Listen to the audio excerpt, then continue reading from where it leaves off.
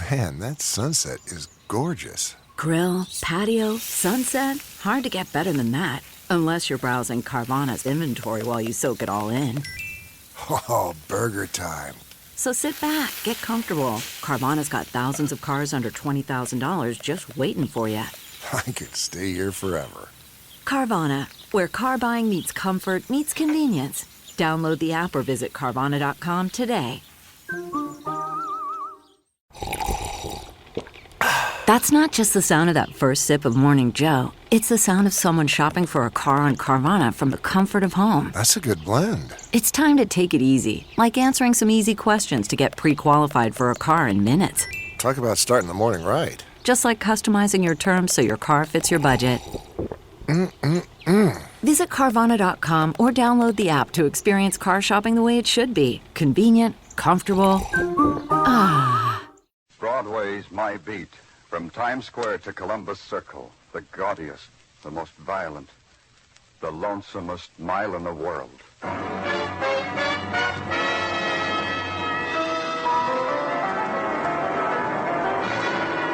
Broadway's My Beat, with Larry Thor as Detective Danny Clover.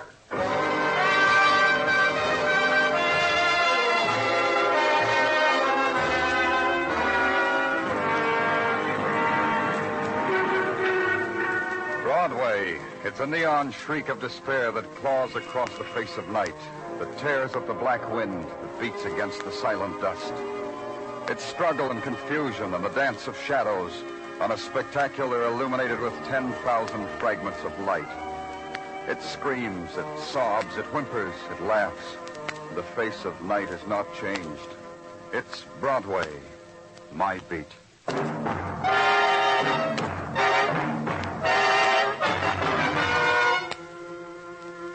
They were waiting, the harbor police, their launch dancing against the shadows of the curious, waiting and bound in the veil of mist rising above the river. They were waiting for me. Hiya, Danny. You got here first. Up aboard the launch. Yeah. Okay, Skipper, let her go.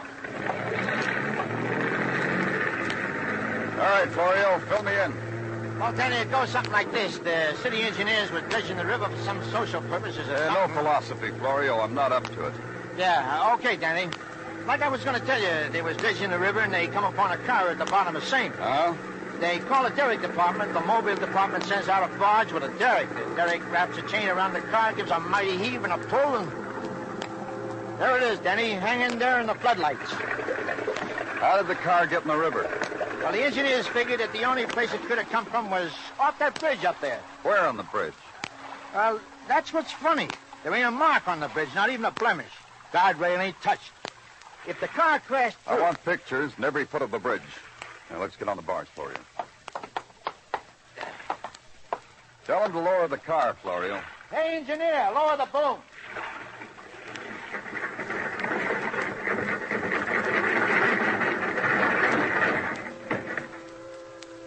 Boy and girl in the car, Danny. It's a long time in the river. How long? The engineer says from the amount of rust on the car, 2 or 3 days. Here, help me open the car door, Florio. Yeah, Danny. It's stuck. All that river water rusted the lock. Well, we keep trying. For a bad man, you got muscles, Danny. Danny, Why did you have to call me, Florio? Why me? but this makes it all the more down your alley, Danny. The bullet holes plugged neatly in the heart region. 1 inch to each. They weren't not only drowned, were they? No. Florio, come here. Yeah? Yeah, Danny. What do you want? What does this look like to you? It looks like the front end of the car was smashed, like it hit something. Yeah, that's what it looked like to me. You think that's something, Danny? Come around here to the back. Now, you see that, Danny? And you tell me I shouldn't be philosophical. No. Yeah. Yeah, Danny. The sign. A sign that says just married.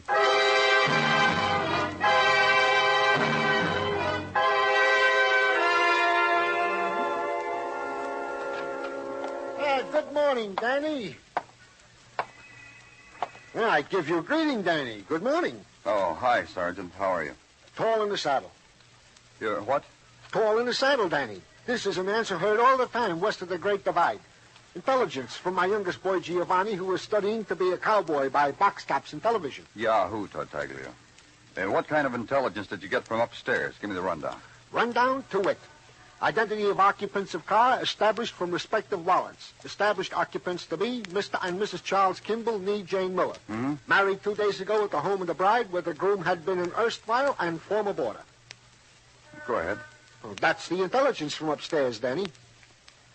And what, may I ask, is that envelope? Oh, here. It's the photographs Lou Jacobs took of the bridge off of which the car plunged down. Yeah. Now I believe it. This morning it was too early. Maybe I wasn't hearing right. But now I believe it. Huh? Look at these pictures. Let's see. This guardrail on the bridge is 4 feet high. It's untouched. Uh-huh. Nowhere along the whole length of it is there a sign that the car crashed through it. Well, then how could the car get in the middle of the East River, Danny? Under 30 feet of water? That's a tall in the saddle type question, Sergeant. How did the car get there? Tartaglia shrugged, blinked, silently pleaded to be excused from the room, didn't wait for permission, got out. That left me alone with it. How did the car get there? How did it hurdle a 4-foot barrier without a mark, a scratch on said barrier? How? And then the question I'd been touting away from my brain. Why? Why the bullet-torn flesh of a boy and girl on a honeymoon, their blood washed away on a river slime? And then I knew no policeman's riddle, no games with the equations of murder could hold it back any longer. It had to be done, so I did it. I called on the parents of a dead bride. Just a moment. I'll only be a moment. Yes. What is it, please? Mrs. Miller? Yes, I'm Mrs. Miller. Please, if you're selling something, I'm afraid I can't do you any good. You see, we're in a kind of well, everything's different now. And... I'm from the police, Mrs. Miller. Yes, I know, but I'm sorry. I'd like to help. The police? May I come in? Well, but everything's so upset. I don't like for people to see my house this way. It's about your daughter. Oh, but Jane's away on her honeymoon. May I come in, Mrs. Miller? Well, she won't be back for another 10 days. Please come in. This way, Mr. Clover, Danny Clover. Mr. Clover. I'm sure you'll want to talk to my husband, too. We've been rearranging the furniture. You see, 2 of our rooms are unoccupied now, and Ben... Yeah, what do you want? Well, don't move the chair now, Ben. It's the policeman, Mr. Clover. Couldn't you have stated your business at the door, Mr. Clover? You see, I'm quite occupied at the moment. It's something about Jane, Ben. About Jane. What do you have to do with her, Mr. Clover? Do you have a picture of your daughter? Oh, yes, we have a whole album. A recent picture? Well, one of the wedding of her and Charles and of Ben and me. May I see it, Wait please? a minute. What right have you to come into my house to... Oh, please, Ben. Mr. Clover just asked to look at Jane's picture. Well, there it is on the mantel, Mr. Clover. And that's Charles, her husband. Yes, Charles Kimball. Isn't he a fine-looking boy? There's no other way to say this. If there were another way, I'd give. They're dead. They're both dead. Murdered. Get out of my house. Go on. Go on, get out. Please, Get Ben. him out of here. Ben. I'll kill him. What kind of a filthy joke's he trying to play on us? Go on, get him out. Ben, don't. Who would want to kill our boy and girl, Mr. Clover? We don't know, Mrs. Miller. That's why I came here, because we don't know.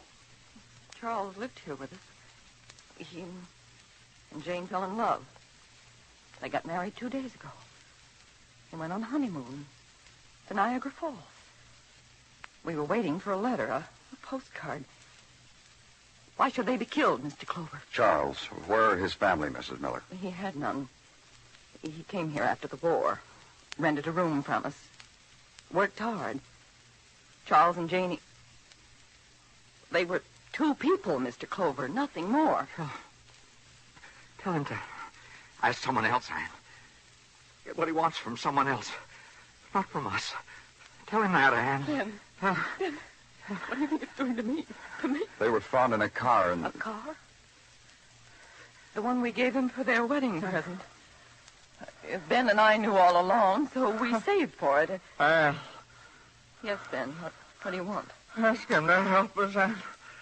I'm sorry. Ask him to help us. Yes, Ben. Will you help us, Mr. Clover?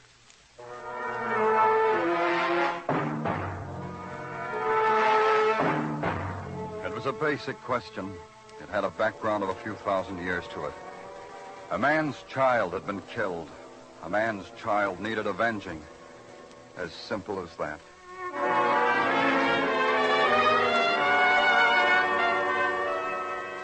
There's a cult that comes with civilization. Men who put on white jackets buttoned at the throat and measure violent death with slide rules. Who stare at murder in the cross-section through microscopes. Who dissolve it and shake it up in test tubes until death has a color to it. One of the men in the white jackets was named John Gordon. He was a technician for the police department technical division. I called on him. Something I can do for you, Lieutenant? Yeah. The report on the automobile dredged out of the river early this morning. Huh? Just a minute. Well?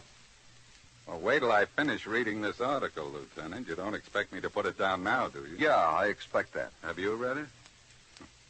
No. No, I don't expect you have. The isometric measurement of hydrogen ion concentration versus colorimetric measurements. Imagine you reading that. What do you read, Lieutenant? Obituaries, Gordon. Where's the report? I had it ready an hour ago. I waited for you. Now I'm here. Get it. I'll tell you about it.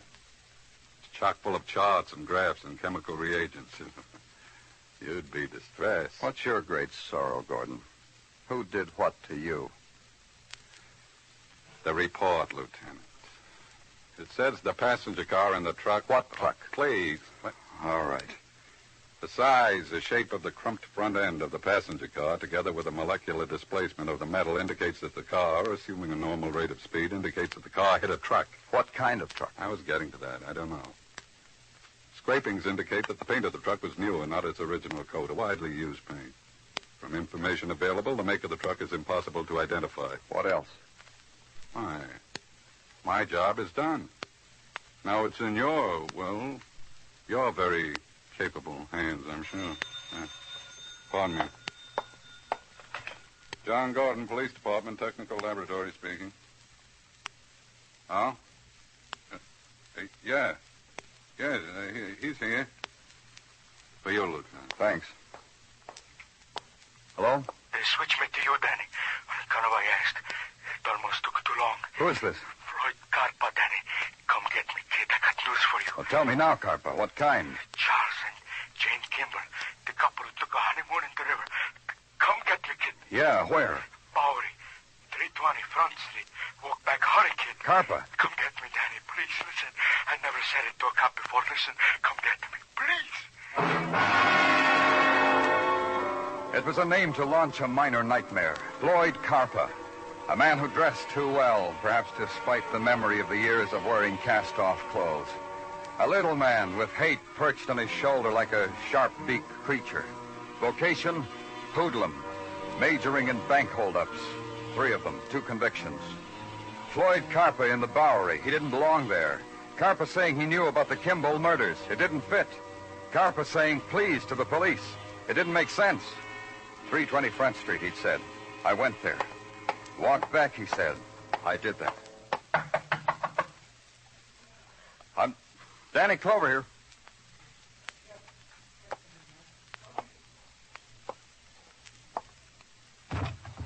Carpa? Carpa? Hey, what? I'm coming in.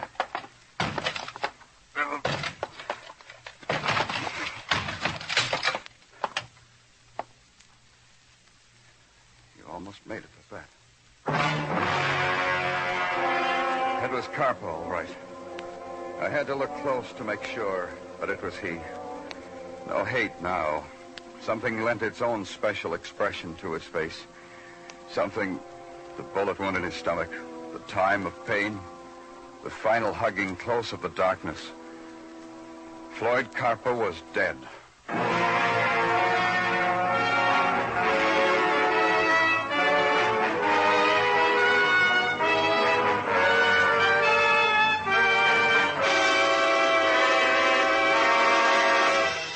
are listening to Broadway's My Beat, written by Morton Fine and David Friedkin, and starring Larry Thor as Detective Danny Clover.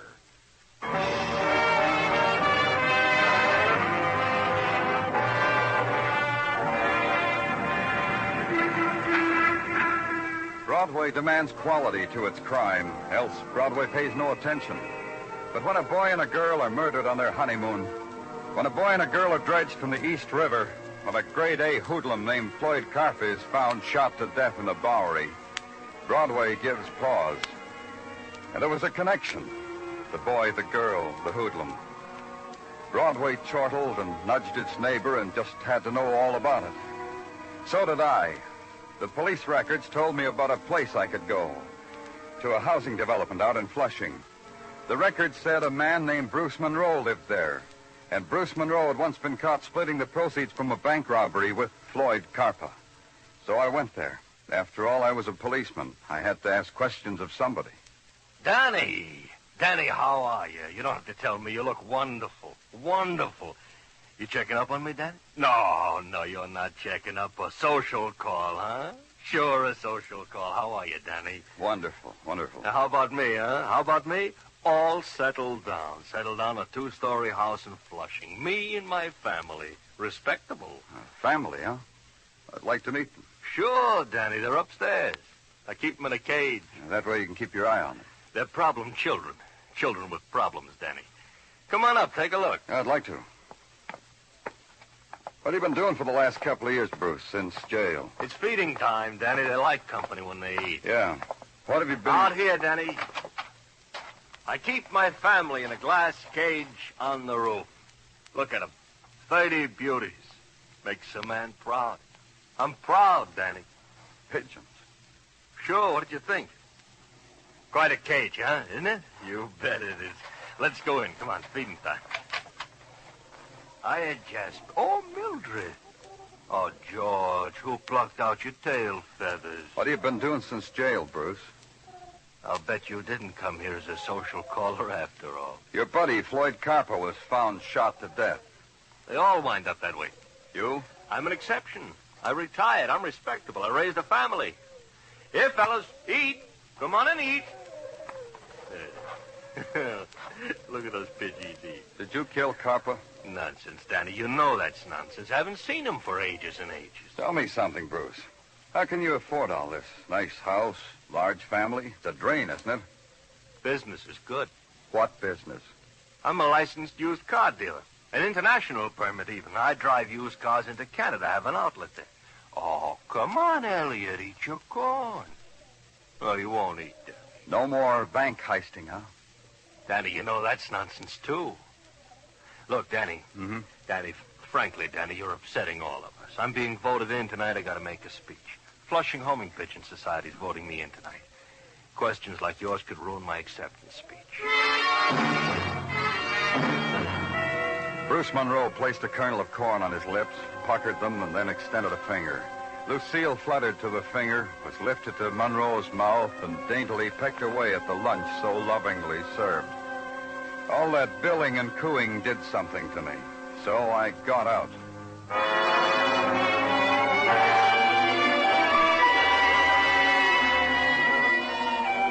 The ride back to headquarters didn't clear up a thing. The same nagging questions rode alongside me. Why was the hoodlum Floyd Carpa dead? What had the hoodlum Floyd Carpa to do with the life and death of a boy and a girl whose lives have been ordinary, whose death spectacular and grotesque? Sergeant Tartaglia couldn't make sense out of it either, or, as he put it... I can't make no sense out of it, Danny, either. I have been mulling over this sad affair with the Mrs. Tartaglia. She can't make no sense out of it either. No? No, Danny. The scene of our mulling it over, I remember like it was a picture on a calendar. Mrs. Tartaglia was hovering over her mixmaster, hustling up some pizza dough. I was reading to her from the paper in my stocking feet. We was very domestic last night, Mrs. Tartaglia and I. Tartaglia, what have you found out about Charles Kimball, the dead boy? Oh, sure, Danny, sure. I got it right here. What we have found out about Charles Kimball is that he was a good boy with an honorable war record, with decent law-abiding friends, with a decent law-abiding job in a paper factory. He was a good boy, Danny. Yeah, that's what I thought. Anything else? Yeah, a couple items. Tartaglia, what do I have to do to get you to tell them to me? Oh, nothing, Danny. Just ask me. Don't look that way, Danny. I'll tell you. Tracing down the truck with which the Kimball car collided is still in the process of being traced down. This means they haven't found it. Well, tell them to find it. Yeah, I'll do that, Danny. Now, here is the piece de resistance, a teletypewriter from the Poughkeepsie Police Department. Well, what makes it so resistant? It wants Floyd Carper. Huh? Yeah, Floyd Carper. They want him on suspicion of a bank robbery that took place recently in Poughkeepsie. They want to know, do we got him, this Floyd Carper? It's so the bank teller can identify him. Do we got him, Tartaglia? Yeah, in a manner of speaking. So tell them that, Tartaglia. Put it on the teletype. We don't want to keep Poughkeepsie in suspense, do we?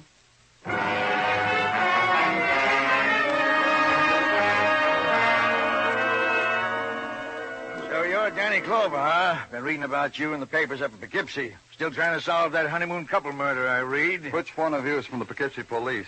Me, who'd you think? This little guy's the bank teller. This little guy's Oliver Hilliard. How are you, Mr. Hilliard? Oh, don't blush, Oliver. The man just asked you hello, that's all. Answer, Mr. Clover. No? What are you going to do with a guy like that, Danny? He shoots and wounds a heister who could be Floyd Carper. Now he blushes. This way. I want you to look at Floyd Carper. Then Mr. Hilliard will know for sure. Down this corridor. Oh, you got him on ice, huh? Say, what do you think of our work up in Poughkeepsie, Danny? I haven't heard. About matching a 3-day bank robbery with a known bank robber. Clever, huh? You're real magnificent. I knew you'd say that. Nothing spiteful about you big city police. We're going into the morgue now, Mr. Hilliard. Don't worry. It'll only take a second. You'll be all right. Sure. Oliver will be all right. He helped us, Oliver did. Described the bank robber. Picked out his picture from our files. That's the type of citizen we have up in Poughkeepsie, Danny. Cooperative. Right over here. Hey, this is quite a production you got here. Only at Poughkeepsie, we got a morgue that's something to write home about. You feel all right, Mr. Hilliard? Oliver feels fine, don't you, Oliver? Bet you can't wait till you get home and tell your wife about this, huh? All you have to do is take one look, Mr. Hilliard. Flip back the shroud, Danny. Well? That him, Oliver? This Floyd Carper, the one who held you up? Yeah. Oliver nods his head, yeah, Danny. Positively, huh? How do you like a cooperative citizen like that, Danny? The kind we grow in Poughkeepsie. Poughkeepsie's policeman, the bank teller, and I had nothing else to say to each other after that. When it finally registered on the Poughkeepsie policeman, he shook my hand heartily, thanked me from the heart, wrapped a hearty arm around the bank teller's shoulders, and led him back to Poughkeepsie. I started back to my office. On the way, Tartaglia shoved a phone message in my hand. It was from Detective Muggavan. Muggavan had something, the message said. Something maybe hot, maybe cold. Anyway, the something was in a garage uptown. Come right away, it said. So I changed course and went to the garage. This is called Morgan's Garage, Danny. Caterers to the desires and ailments of trucks, moving vans, trailerways, all kinds of heavy vehicles. Interesting. Yeah, like you say, interesting. This one over here, for example. Fascinating piece of machinery. Why does it fascinate you, Muggavan? 2 reasons, Danny. First, because it's exactly like one of my kids' toys. A trailerway, they call it. It picks up and delivers automobiles, carries them on the highways and the byways. Somehow it gives me a romantical feeling, these automobile carriers. The second reason, Muggavan? The second reason also fascinating. This trailerway is the truck you've had the whole department looking for, including me, Danny. What? Yeah, the one into which the honeymoon car crashed, or vice versa, before going over the bridge into the river. Are you sure? Danny, in something so fascinatingly routine as this, I wouldn't be sure. I've been scraping hunks of paint off of it, trotting them down a technical, trotting back, examining the stent and the grill work, trotting down a technical, trotting... Muggavan, would it be asking too much of you to shut your big mouth? Oh, not too much. Something, Danny? All this routine adds up to something? Danny, come back to me, Danny. You're so far away. That's how they did it, Muggavan. Carper makes us get away from a bank job upstate in a car, drives it up on this trailway. He and his buddy drive off. Who looks for a runaway car on one of these things? It's your party, Danny. On the road somewhere, they crash into the honeymoon couple, or vice versa. The kids see Carpa's hurt from a bullet wound. They're murdered for seeing that. The murderers drive the kids' car up on the trailaway, stop at the 59th Street Bridge, dump it. That explains the no scars on the bridge's guardrail, huh? Yeah. You sounded like you were tired of routine. Is that right, Muggavan? Yeah, that's right. I'll change it for you. Ever been to Flushing?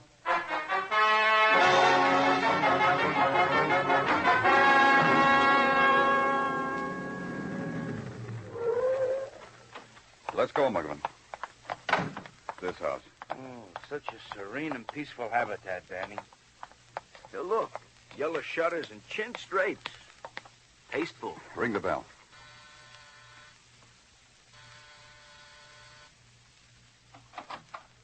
Welcome back, Danny. Oh, you brought a friend of Danny Clover's.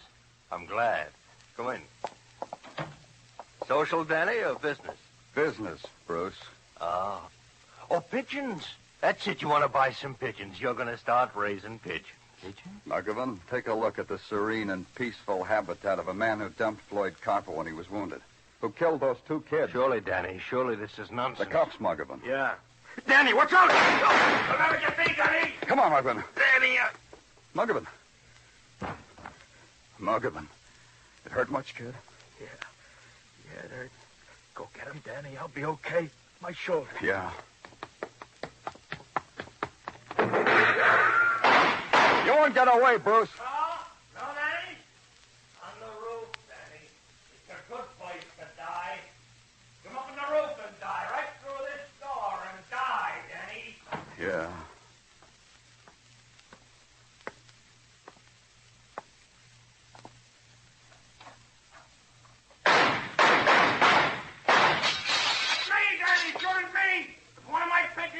Throw away your gun, Bruce. Throw it away.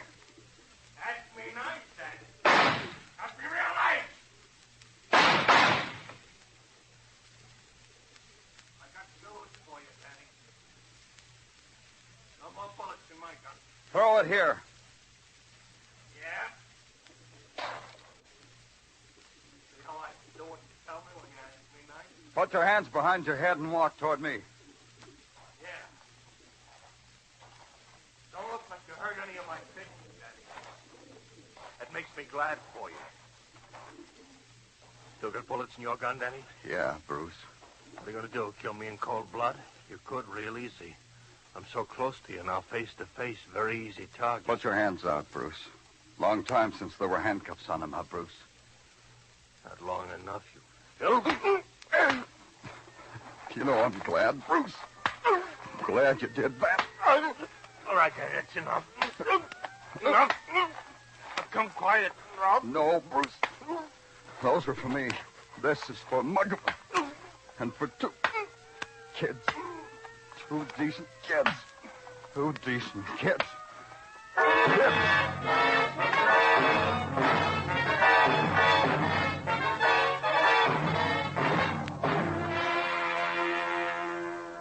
What tried to stop me was something gentle.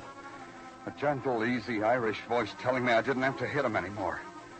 But I might as well be hitting a rag doll. That's enough, Danny, it said. Enough. Then they pulled me away. That was good because I would have killed him. Then I asked a question. The same gentle Irish voice told me Muggavan was all right. 3, 4 days, maybe, and he'd be all right.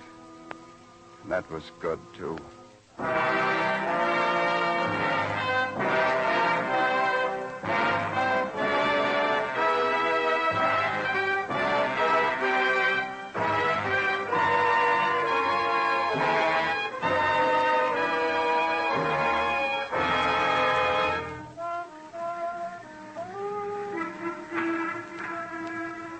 Broadway's quiet now. It's the hour without color. The 6 o'clock hour, the hour of going home.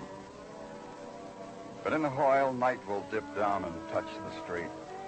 There'll be fury again, and rack and roar and crowd. The restless wandering down a phosphorescent alley. The puppet dance into a screaming furnace of light. It's Broadway, the gaudiest, the most violent. The lonesomest mile in the world. Broadway, my beat.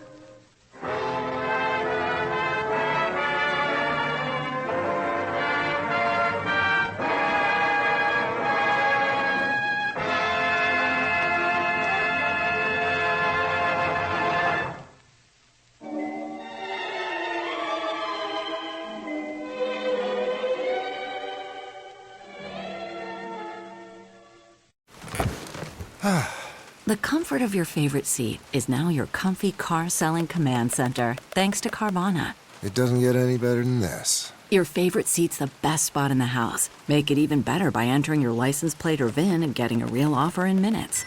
There really is no place like home. And speaking of home, Carvana will pick up your car from yours after you finalize your offer. Visit Carvana.com or download the app and sell your car from your comfy place. The comfort of your favorite seat is now your comfy car selling command center, thanks to Carvana. It doesn't get any better than this. Your favorite seat's the best spot in the house. Make it even better by entering your license plate or VIN and getting a real offer in minutes. There really is no place like home. And speaking of home, Carvana will pick up your car from yours after you finalize your offer. Visit Carvana.com or download the app and sell your car from your comfy place.